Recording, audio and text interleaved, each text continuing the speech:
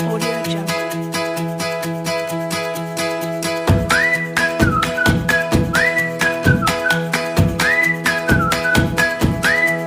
Audio Jungle.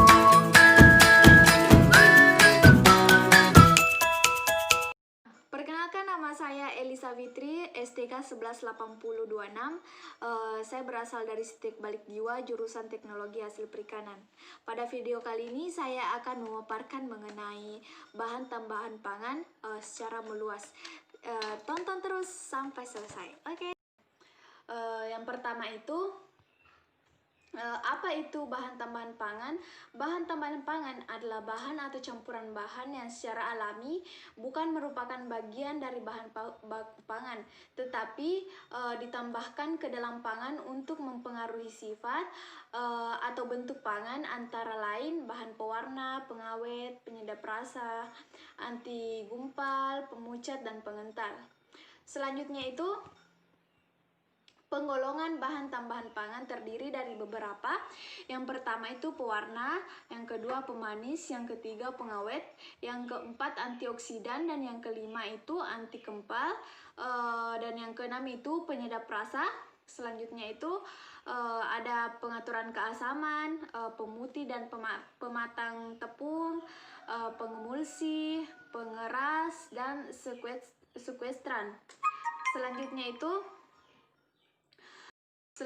itu bahan tambahan pangan yang biasa digunakan dalam pangan yang lain, misalnya enzim, penambah gizi, dan humektan. Selanjutnya itu sifat, kegunaan, dan keamanan bahan tambahan pangan. Yang pertama itu memberi kesan menarik bagi konsumen, dan yang kedua itu menyeragamkan warna pangan, dan yang ketiga itu menstabilkan warna, yang keempat itu menutupi perubahan warna selama proses pengolahan, dan selanjutnya itu mengatasi perubahan warna selama penyimpanan. Selanjutnya itu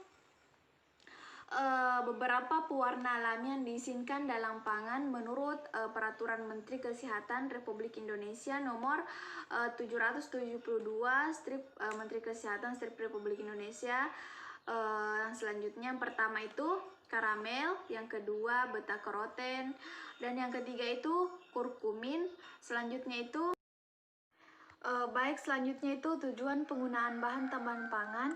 Yang pertama itu mengawetkan pangan dengan mencegah pertumbuhan mikroba, perusak, atau mencegah terjadinya reaksi kimia yang dapat menurunkan mutunya. Terus yang kedua itu membantu pangan menjadi lebih baik, renyah, dan lebih enak di mulut. Dan yang ketiga itu memberikan warna dan aroma yang lebih menarik sehingga menambah selera. Dan yang keempat itu meningkatkan kualitas pangan, dan yang kelima itu menghemat biaya. Selanjutnya itu penggolongan bahan tambahan pangan menurut Menteri Kesehatan Republik Indonesia Nomor 722 Menteri Kesehatan per 10, yaitu yang pertama pewarna, yang kedua pemanis buatan, yang ketiga pengawet, yang keempat antioksida, yang kelima anti kempal, dan yang keenam penyedap rasa dan aroma, menguat rasa. Dan selanjutnya itu pengatur pemutih dan pematang tepung. Selanjutnya itu pengemulsi, pengeras, dan sekuestran. Selanjutnya itu sifat dan kegunaan dan keamanan bahan tambahan pangan. Yang pertama itu pewarna. Pada penambahan bahan pewarna pada pangan dilakukan untuk beberapa tujuan, yaitu yang pertama memberikan kesan menarik bagi konsumen, dan yang kedua itu menyeragamkan warna pangan, dan yang ketiga itu menstabilkan warna, dan yang keempat itu menutupi perubahan warna selama proses pengolahan mengenai perubahan warna selama penyimpanan. Dan yang kedua itu pemanis buatan, di mana pemanis buatan ini adalah zat yang dapat menimbulkan rasa manis atau dapat membantu mempertajam penerimaan terhadap rasa manis tersebut. Sedang kalori yang dihasilkan jauh lebih rendah daripada gula. Hanya beberapa zat pemanis sintetik yang boleh dipakai dalam makanan. Selanjutnya itu penyedap rasa dan aroma dan penguat rasa. Salah satu penyedap rasa dan aroma yang dikenal luas di Indonesia adalah vetsin dan bumbu masak. dan terdapat dengan berbagai merek di pasaran. Penyedap rasa tersebut mengandung senyawa yang disebut monosodium glutamat. Peranan asam glutamat sangat penting diantaranya untuk merangsang menghantar sinyal-sinyal antar sel otak. Dalam Peraturan Menteri Kesehatan Republik Indonesia Nomor 772 strip Menteri Kesehatan per strip 9 strip 88, penggunaan MSG dibatasi secukupnya, yang berarti tidak boleh berlebihan. Selanjutnya itu pengemulsi dan pemantap dan pengental. Fungsi dari pengemulsi dan pemantap dan pengental dalam pangan adalah untuk menetapkan emulsi dan lemak dan air sehingga produk tetap stabil, tidak meleleh, tidak terpisah antara bagian lemak dan air, serta mempunyai tekstur yang kompak. Jenis pangan yang sering menggunakan bahan tambahan pangan semacam ini adalah es krim, es putar, saus sardin, jam, jelly, sirup, dan lain-lain. Pertama itu antioksidan. Antioksidan adalah senyawa yang dapat menghambat kerusakan sel dalam tubuh. Senyawa ini memiliki dua jenis fungsi apabila ditambahkan ke dalam produk pangan, yaitu fungsi nutrisi dan fungsi non-nutrisi. Antioksidan berperan penting dalam pangan. Yang pertama itu mempertahankan produk, yang kedua mencegah ketengikan, yang ketiga perubahan nilai gizi, dan yang keempat perubahan warna dan aroma. Dan fungsi nutrisi antioksidan antara lain menghambat kerusakan sel tubuh, yang kedua mencegah beberapa penyakit fatal seperti kanker dan tumor, dan yang ketiga itu menghambat penuaan dini. Dan fungsi non-nutrisi antioksidan antara lain yang pertama, menghambat reaksi oksidasi lemak yang mungkin terjadi dalam produk pangan. Selanjutnya jenis-jenis antioksidan. Antioksidan alami. Yang pertama, antioksidan alami ini adalah antioksidan yang berasal dari tanaman dan ditambahkan ke produk pangan dalam bentuk tanaman aslinya ataupun hasil dari ekstraksi.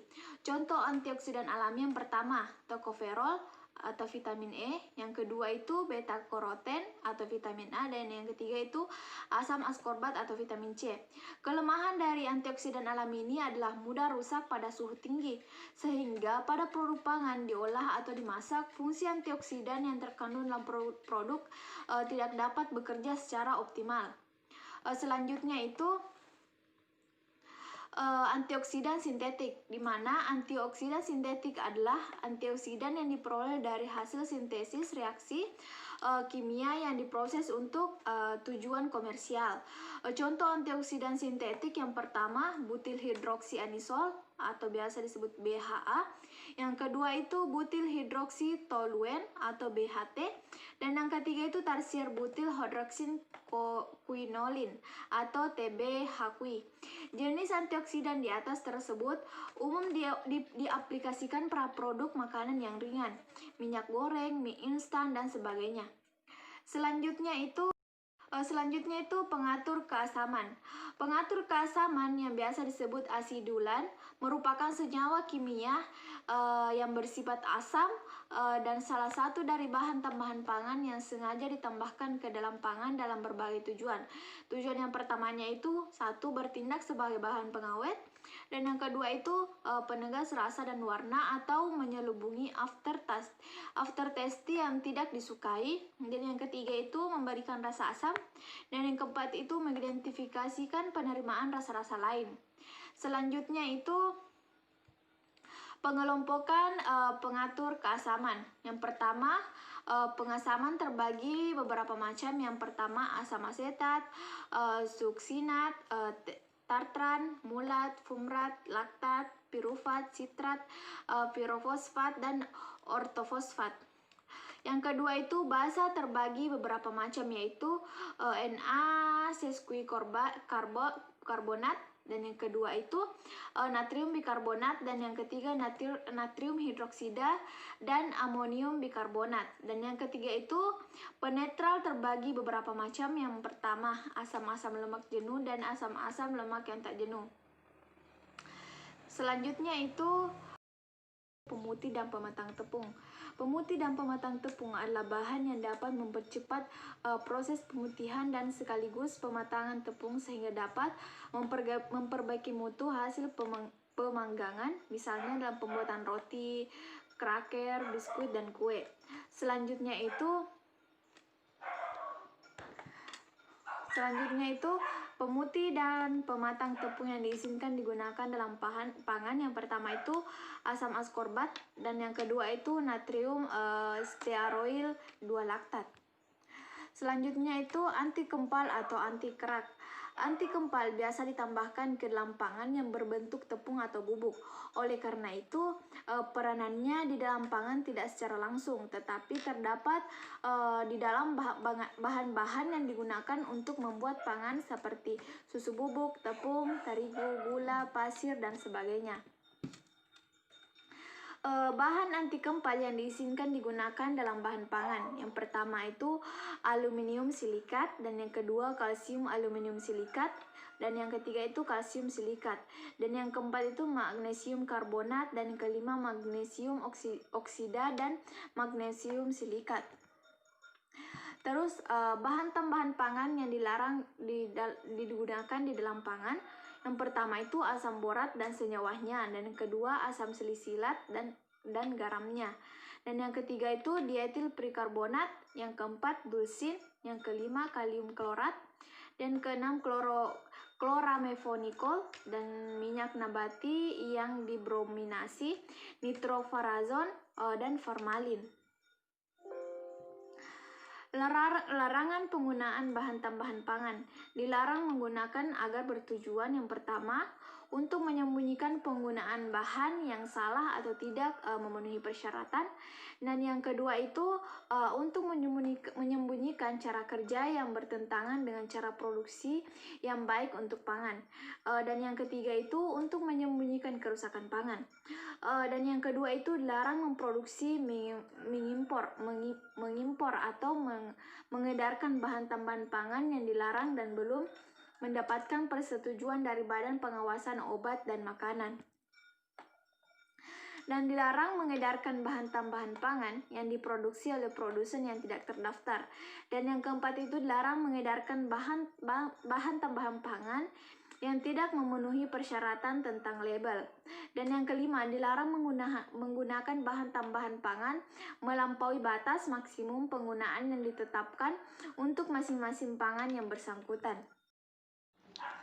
Selanjutnya itu pengeras. Pengeras ditambahkan ke dalam pangan untuk membuat pangan menjadi lebih keras atau mencegah pangan menjadi lebih lunak. Dan bahan pengeras yang diizinkan dalam bahan pangan yang pertama itu kalsium glukonat, dan yang kedua kalsium klorida, dan yang ketiga itu kalsium sulfat. Selanjutnya itu dampak pengeras. Dampak pengeras yang pertama itu menimbulkan gangguan pada sistem pencernaan yang dapat disebabkan oleh senyawa kalsium glukonat dalam bahan pangan pengeras. Dan kedua itu gangguan hati yang disebabkan oleh senyawa kalsium sulfat dalam bahan pangan pada pengeras. Dan selanjutnya itu sekuestran. Sekuestran adalah bahan yang dapat mengikat ion logam pada pangan sehingga menetapkan warna dan tekstur pangan atau mencegah perubahan warna pangan. Bahan sekuestran yang diizinkan digunakan dalam bahan pangan yang pertama asam fosfat, dan yang kedua itu isoprofil sitrat, dan yang ketiga etilen diamin titrat asetat, dan yang keempat itu monokalium fosfat, dan yang kelima itu natrium pirofosfat.